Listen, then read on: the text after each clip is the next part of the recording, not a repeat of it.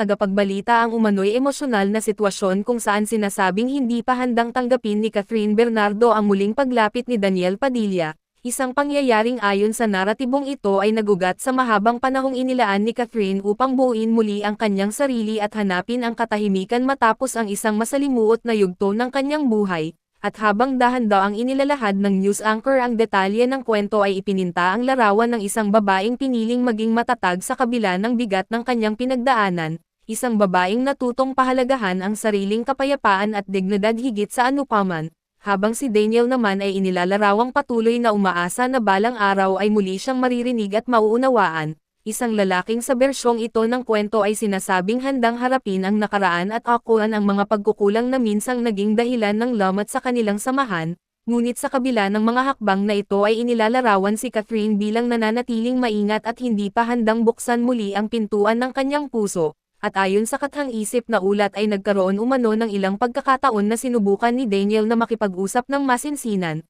mga sandaling inilalarawang puno ng katahimikan at emosyon kung saan ang bawat salita ay tila may bigat na dala ng mga alaala ng nakaraan, ngunit sa bawat pagtatangkang ito ay sinasabing nananatiling kalmado si Catherine, nakikinig ngunit hindi nagbibigay ng katiyakan. Isang katahimikan na ayon sa mga komentariste sa kathang-isip na balita ay maaaring tanda ng kanyang paghilom at ng kanyang pagnanais na huwag madaliin ang mga bagay na nangangailangan ng panahon, at habang nagpapatuloy ang ulat ay binigyang diin na ang pagtanggap ay hindi isang bagay na maaaring pilitin kundi isang proseso na kusang dumarating lamang kapag handa na ang puso at isipan ng isang tao. At sa bersyong ito ng salaysay ay malinaw na ipinakita na ang desisyon ni Catherine na huwag munang tanggapin si Daniel ay hindi bunga ng galit kundi bunga ng mas malalim na pag-unawa sa kanyang sarili at sa mga pangangailangan niya bilang isang individual, habang si Daniel naman ay inilalarawang patuloy na naghihintay at umaasang balang araw ay magkakaroon ng pagkakataon na muling maibalik ang respeto at pagkakaunawaan sa pagitan nila.